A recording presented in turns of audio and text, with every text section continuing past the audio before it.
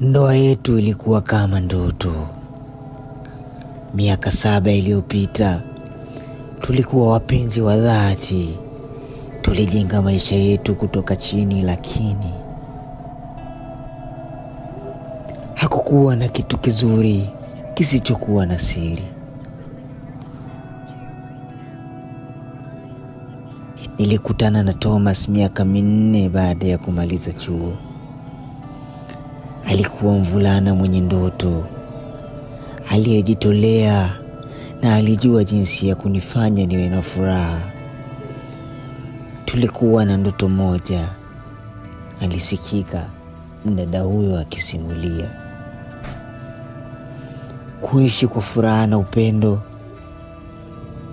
Tulioana miaka 3 baadaye, na baada ya kutembeleana tulikuwa na watoto 2.